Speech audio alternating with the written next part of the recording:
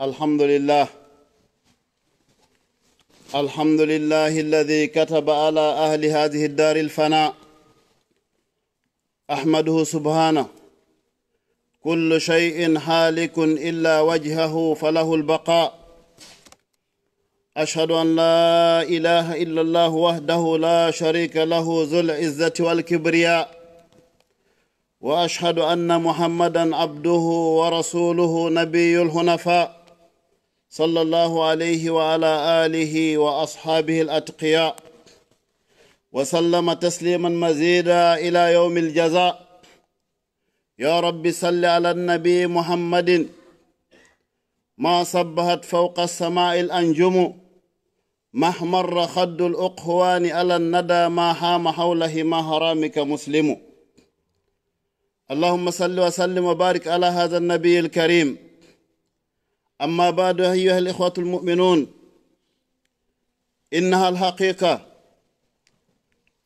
الحقيقة القاسية، إنها الحقيقة الرهيبة التي قال الله تعالى عنها: كل نفس ذائقة الموت وإنما توفون أجوركم يوم القيامة، فمن زهزها عن النار وأدخل الجنة فقد فاز، وما الحياة الدنيا إلا متاع الغرور. وقال عنها سبحانه وتعالى: كل من عليها فان ويبقى وجه ربك ذو الجلال والإكرام. وقال سبحانه وتعالى عنها: قل إن الموت الذي تفرون منه فإنه ملاقيكم ثم تردون إلى عالم الغيب والشهادة فينبئكم بما كنتم تعملون. وقال سبحانه وتعالى: قل يتوفاكم ملك الموت الذي وكل بكم ثم إلى ربكم ترجعون. وقال صلى الله عليه وسلم: أكثروا من ذكر هذه اللذات. أيها المؤمنون، كل ناء فسينعى، كل باك فسيبكى، كل مذكور سينسى، كل مدخور سيفنى، من علا فالله أعلى. أيها الإخوة المؤمنون، أيها السادة، أمر لا بد منه الموت. أيها الإخوة المؤمنون، أمر كبار وكأس تدار كتبها الله على أهل هذه الدار لينقلهم إما إلى جنة وإما إلى نار. إنه الموت أيها السادة، تفرق الجماعات وتهادم اللذات وميتم البنين والبنات. إنه الموت أيها السادة، قاطع الأسباب ومغيب الأحباب ومودع الأجسام من في التراب إلى يوم الحساب. إنه الموت أيها السادة، هو الموت ما منه ملاذ ومهرب، متى هت ذا النأس ذاك يركب، نؤمل آمالا ونرجو نتاجها، وإن الردى مما نرجوه أقرب، ونبني القصور السامخات في الهوى، وفي كلماتنا وفي علمنا أننا نموت ونخرب. أيها المؤمنون، إذا حقق هذا في كل منا فالمخيف في هذا هو: فكيف نجد ربنا جل وعلا بعد الموت؟ فهذا هو. أما الموت فحتما لا مرد له. musidɓe julɓe tedduɓe, ɓaawi yettude allah subhanahu wa taala, juulen e nelaaɗo muhammad sallllahu alayhi wa sallam, eɗen seeɗo wondema ala reweteeɗo e goonga tawata dewal ngal nafay si wona allah subhanahu wa taala, e wondema ko kanko neli nelaaɗo muhammad sallllahu alayhi wa sallam. ɓe yettini kaaɗo diina e meɗen ka hewti en no haniri noon. ko ɗum waɗi enen ɗo fof tawi ko en julɓe, eɗen toro jomirawo subhanahu wa taala yo yoɓu nelaaɗo e wondiɓe mum ɓen e hikkiɓe ɗon ha hewtimɓe kaaɗo diina e meɗen ko ɓuri moƴƴude e jodde. si ɗum ɗon feƴƴi, haray ko yiɗɗen andintinde ɗo koko tawata yiɗe wonde mum bimbe e kiikiiɗe tawata kadi ko haqiqa hay goto yeddatamo, ko haqiqa hay goto dirnatamo, ko haqiqa fof hino hulimo, ko haqiqa hay woɓɓe go yiɗa hay fi makko haale. ɗulle ko mayde. siɓe julɓe tedduɓe,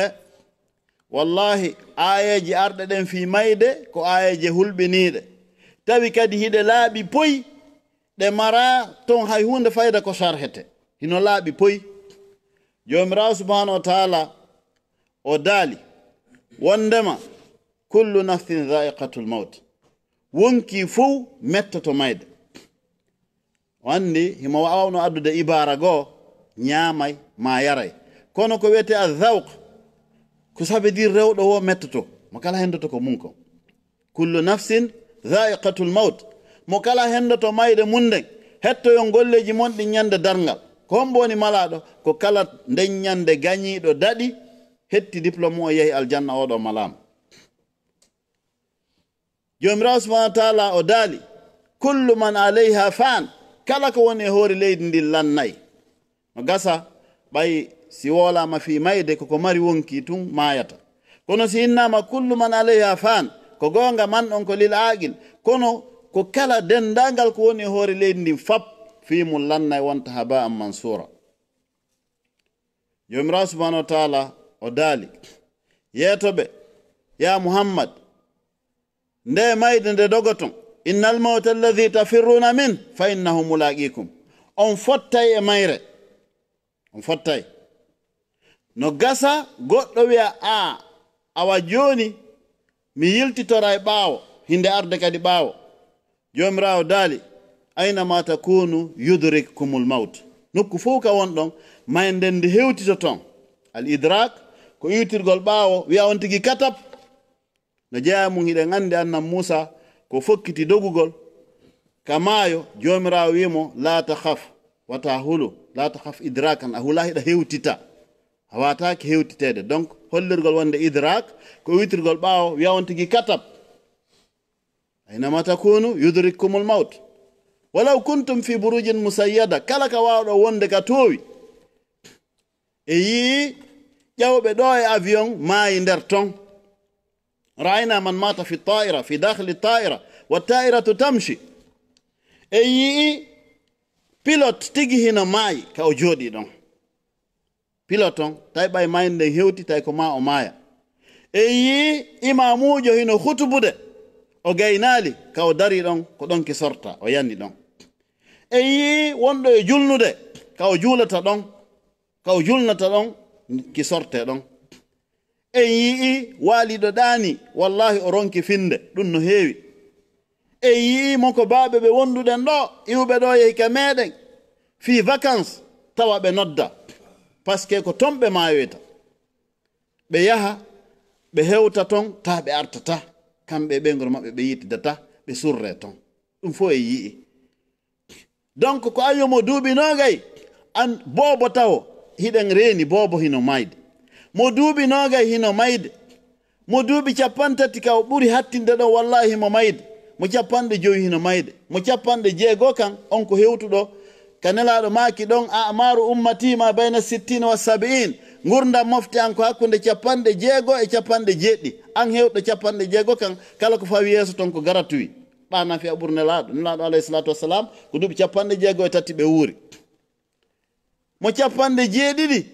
o ɗo haray ko machallah ɓen ɗon fof hande kadi ka poyen morɓe woni. capanɗe jeetati kan o ɗo hande kadi ko ganto ala yesto. ɗum ɗo fof en yii. ha hande tawi sen nani no wiye ɗo mo temedere no maayi hara hino ngalɗine fi hon ɗum, puisque ɗe reeni en ala balɗe, zamanu ngon hande ala balɗe. kono wondude ɗum ɗo fof sa ndaari jama on no wuuriri noon wallahi a tawa hina habbiɓe mayde. nde ñande musidɓe men no sifanolan grand opérateur économique ɓe no darni ka meɗen villa au bord de la mer, hiɓe luwini américain ɓe nane moƴƴa, ɓe fokkiti Dubai, ɓe goreɓe ɗiɗo. bon ɓeya inni o mbari si Allah jaɓi ɓe luwini américain ɓe galle maɓɓe ɗen, ɓe inni si 50 ans, ɓe wi si o contrat ɗo lanni ko 25 ans 25 ans tun hande kadi ɓe watta par ce que ɓe ana jam faade ɓe nane moƴƴa. heɓuɗo 60 ans himo luwini nokkugo fi contrat mo 50 ans joni mo fokkiti Dubai woosi ɗon lanni hande kadi ko 25 ans hande kadi o signata o yejjitino hara o yehi ɓey nene mbari anga mayta ɓe ni darami yejjitino monti yejjita yahi yejjitino mo yiɗa oyno pottina mayde hakkunde mum no takko mum tawi noon médecin le plus fort ɓurɗo forude on ɗo e médecine opéra e ɗo ngandi on oɗo o maayay luttuɓe fof watamo sauvude ko olle hoolorano so goɗɗo nawni ka men ko paran ɗaɓɓe avion Air France ko ngal ɗo yaay ma SN direct o adde ɗo ko opéré o wuray goye seeɗa kono hatta o sakkitora e mayde yaahi yeeyo lekki on ka pharmacie si détectama nawnare lekkel ɗen fof ka pharmacie o yiltidiraɗo ɗon jonne lekki o maaye walla ñande go ara ɗon ɓe nayi o maayino kombo wonda ɗo la ko ɗum waɗi yimowo o wi law kanati dunia tadumu lawahidu la kana rasulallahi fiha mukhalladan walakin yafna wa yafna ahluha la ahada yabqa kulluna sanamut fa hadihi hiya alhaqiqa fo mayay ko gonga noon o watake duñede o watake dirtinede o watake salede donc kadi hay goto anda ko honto o mayata e ko honno mayirta ko ɗon kadi ɓuri hulɓinade puisque nelaɗon alayhi salatu wassalam ɓe maaki man mata ala shay'in bu'isa alayhi mo maayi dey e hunde koye nden o immintinte sa maayi wagtu no fewndi a juulali ko noon immoroyta sa maayi ɗa jogii taasi beere ko noon immoroyta sa maayi hiɗa fokkitani ko boni ko noon immoroyta wa kadhalika kadi sa maayi hiɗa haddi gude ɗen makkatal mukarram hiɗa wangade ko ɗen surriditeɗa ko noon immoroyta man mata ala shay'in bu'itha alayhi kala ko mayɗa e mum ko ɗum sa maayiɗa juuɗe dam maɗa juuɗe lido ko e ɗum immotoɗa sa maayi ka discothèque wal ko e ɗum immotoɗa ko mayɗa e mum wo akhi ko e ɗum immotoɗa haray hani ka wattane yila hani ka ande nde mayde nde dogotako hani ka wattane yila anden en anda ko ɗum ɗo woni ko wirnani en kon almawtu taati bahta mayde nden ko e juhay e tunde arata a andata kadi ko honto ndaare ɗo Abu Naimin ɓe addi ka deftere maɓɓe alhilya wondema annabi Dawud alayhi salam himo marno ministre jo o ministre jo ɗo tawi hiɓe huwondir moƴƴa ko marnoɗo grade jano ɓay woni annabi Dawud feƴƴini annabi Souleymane lontike annabi Souleymane kadi huwondiri e makko tawi ministre jo on aray ka maɓɓe randugol ɓe visite nde ñande ministre jo on ari ɓe jooɗi gorko ari ɗon labaɗo kono o ndaari ministre on ha o ndaari mo ha ndaare fota ɗo emi kontin sa yahi e banque a yaltini mbuuɗi hiɗa jogii sac on a tawi yimɓe ɗon façon ji ka salle de tente woɓɓe ndaarima ɗon ha a wiya hi nde hulta oɗo jokkan ha nde hulta oɗo jokkan kala faalaɗo ma eɗa renimo oɗo ministre jo o tawi o gorko ndaarimo dey gorko on woni seeɗa wayniti o inni annabi Souleymane ene annabi Souleymane o gorko ma ɗo ndaari lande ko homboni o yawi ko woni warowo o wayrto wonde neɗɗo o ara ɗo men yewta seeɗa ko malayka maydini woni he a o ndaarila o inni a joni ko won mi faala luɓan hendu ndun mi yaha hendu ndun jomirawo daali guduwuha shahar wa rawahuha shahar vitesse mayru on kaka yarete lebbi ɗiɗi no lewru wonande wawɗo yahude ndu naɓa e ma e nder bimbi goto donc ça veut dire que ka yahata 2 mois ndu wawi naɓude goɗɗo ñalla hara o hewtoyi o lummo hendu ndun o yahi ende hulugol honɗum hulugol mayde nden tawi ɗum koye 11h waɗi ya ihwan 11h janngo mum on malaikaji on ari ka annabi Souleymane wi har lan faala e yiddu par ce que lan faalnoma landade o inni honɗum o inni pisse hanki harɗa ndaara neɗɗo an on ɗo ministre jo an on a ndaarimo ɗo ha titigi on o huli ko no waɗɗam o inni o yiɗani koye monnomo ndaaridde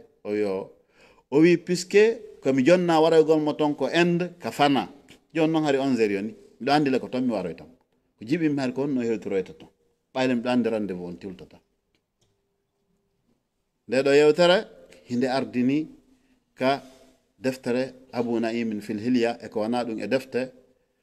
karamokoɓe goo wi ko mawquf sabu filliɗo yewtere nden ko ha e taabi'inaji woni ko tuggoy o hewtinaali e sahabajo ala kulli hal ko fameten ɗo ko hon ɗum ko wondema mayde nden a watande dogude yaahe ka wonɗa o e yii kami darnata ɗon ndaare ɗo ɓe mayɓe Libi ɗe balɗe ɗo e mayɓe Marok ɓeɗo mo kala hino marno programme walodi mi daway bimbi oɗo no mari programme mi yahay ka commune mi yahay ka médecin mi waɗay ɗum e ɗum mi yeeyoyay ɓeɗo fof tawi malaikaji on hino jonna programme maɓɓe wonki maɓɓe nden ñande koye itte ɓe fab ɓay ndiyan nan ari ko honɗum ko ravage ko fittugol haalaɓa poy naha yimɓe ɓen tu kala ko wonno ton fop ko may ɗum fop may guluji boboɓe mawɓe hay sowaɓe fop may e yi ɗum ɗo fof hino feƴƴude yeeso meɗen haray musidɓe julɓe tedduɓe ko en andu mayde dogotako mayde wallahi on tigi mara technique ngal o fallira fiyo daɗo sabu e wiɗen giɗo Allah on daɗali haray ko en watta yila suɓen ko huwen maygol ngol na kañum woni ko boni ko hulɓini ko on ɗum tawayta yeeso ton en ara e muɗum ka hutuba ɗimmo أقول قولي هذا وأستغفر الله العظيم لي ولكم ولسائر المسلمين فاستغفروه إنه هو الغفور الرحيم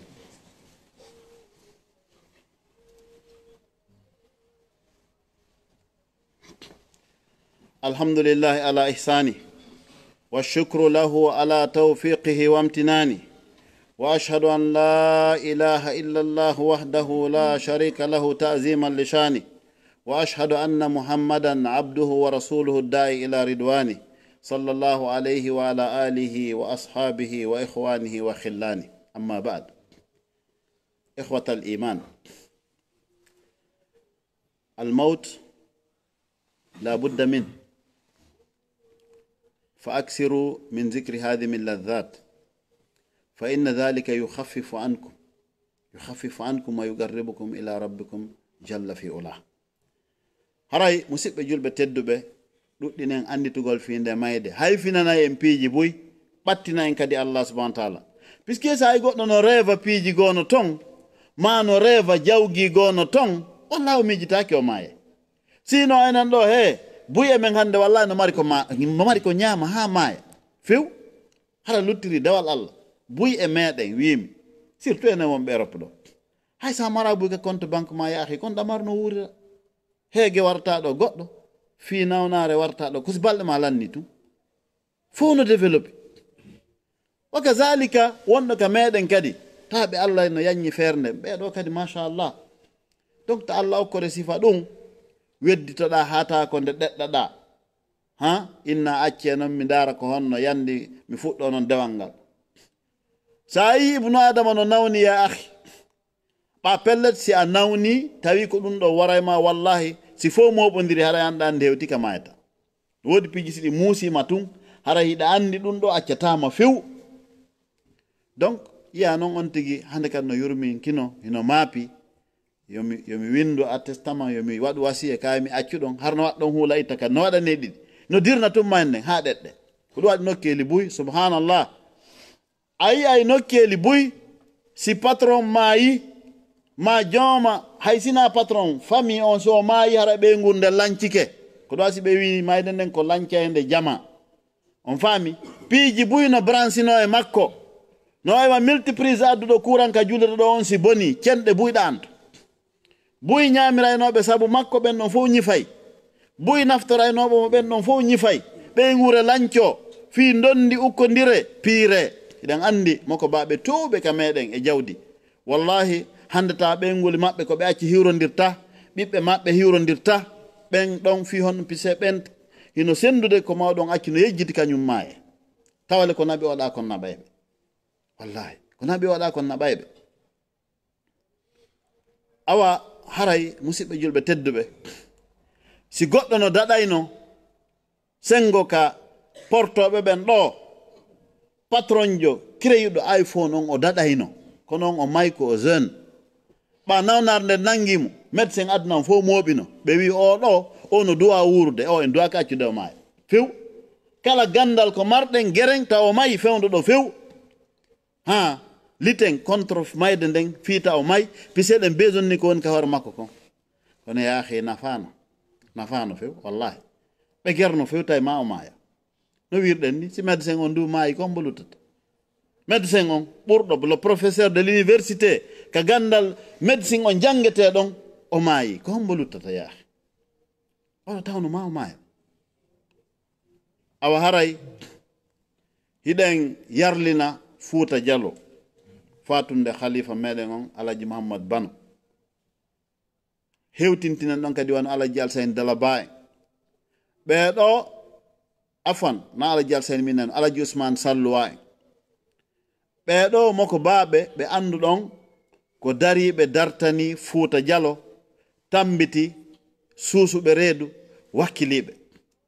on Alaji Bano khalifa on miɗo manditi ha hande manifestation waɗali pita ɓe ronka arde ka devantir ɓe inna acce min mi yiɗa gere pita ɗo mi yiɗa gere pita ɗo yo deƴƴu ɓeɗo ina fi wigol ko sabu gandal ngal kono ko aaden mo Allah subhanahu wa ta'ala okki teddungal aaden yiɗɗo ko moƴƴi yiɗani jama on fof ko moƴƴi yo Allah yaafo ɓe wattida ɓe yaafaɓe le 25 mai ñande juulirde amen nden uddita ko min jogino jonde nden ɓe maki ariɗo ba mi ari ɓe maki hey ko an raɓɓinɗinde jonde mawɓe buyno ga towɓe duuɓi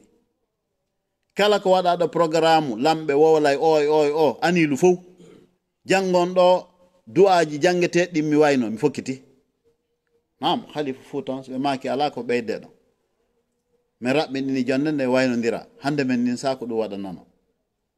awa ɓeɗo e wayi tawi ɓe ni yo Allah yaafo ɓe Allah okkora en kadi wano maɓɓe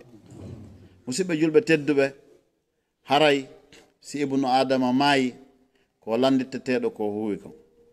ko no woni ko hawni kon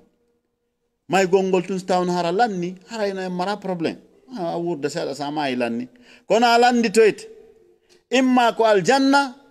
imma ko yiite yo Allah subhanahu wa ta'ala waɗi en yimɓe aljanna en torki Allah en fattiki Allah subhanahu wa ta'ala ka moƴƴere makko yo hawtu en fof o naada en aljanna yo yaafo en o yaafo dendalngal ɓeygureji meɗen ɓe mawɓe meɗen faatiɓe foppu yo Allah subhanahu wa ta'ala yaafo ɓe okkora en lonto maɓɓe ɓurɓe ɓe moƴƴude ma fota ɓe maɓɓe en torki Allah subhanahu wa ta'ala lamɓe wonɓe hakkude men ɓe yo Allah subhanahu wa ta'ala pooɗan ɓe duuɓi e cellal e hoore nunɗal mawɓe wonɓe hakkude meɗen ɓe yo Allah ɓeydan ɓe duuɓi e cellal enen kadi yo Allah subhanahu wa ta'ala waɗa en mawɓe اللهم إنا على ذكرك وشكرك وحسن عبادتك اللهم إنا على ذكرك وشكرك وحسن عبادتك اللهم لا تخرجنا عن الدنيا إلا وأنت راض عنا اللهم لا تخرجنا عن الدنيا إلا وأنت راض عنا اللهم اقسم لنا من خشيتك ما تحول به بيننا وبين معاصيك ومن طاعتك ما تبلغنا به جنتك ومن اليقين ما تحول به علينا مصائب الدنيا ومتنا اللهم بأسمائنا وأبصارنا وقواتنا أبدا ما أبقيتنا واجعله الوارث منا واجعل سارنا على من ظلمنا وانصرنا على من آدانا ولا تجعل مصيبتنا في ديننا ولا تجعل الدنيا أكبر همنا ولا مبلغ علمنا ولا إلى النار مسيرنا برحمتك يا أرحم الراحمين يا رب العالمين وصلى اللهم وسلم وبارك على سيدنا محمد وعلى آله وأصحابه ومن تبعهم بإحسان إلى يوم الدين فيا مفاز المتقي وربح عبد قد وقي سوء الحساب الموبق فيا خسارة من بغى ومن تعدى وطغى وصب نيران الوغى في مطمئن أو مطعم فيا من عليه المتكل قد زاد ما بي من وجل لما اجترعت من زلل في أمري المضيع فاغفر لعبد مجترم وارحم بكاه المنسجم فأنت أولى من رحم وخير مدعو دعي أقول قولي هذا واستغفر الله العظيم لي ولكم ولسائر المسلمين فاستغفروه إنه هو الغفور الرحيم وقوموا إلى صلاتكم يرحمكم الله haray jusqu'o anden tintan ɗo mi jippade haray ɓe holluno ambassade men on seyantoɗo haray ɓe leyga haray ko saɗi maɓɓe ko tooli si ɓe senno wa kadalika eɗen mari kadi karmokoɓe men tedduɓe imamuɓe iwruɓe laggine haray en hiwrodira ɗo e maɓɓe inchallah haray ko goreɓe cheikh abdoul majid barakallahu fikum assalamu aleykum wa rahmatullah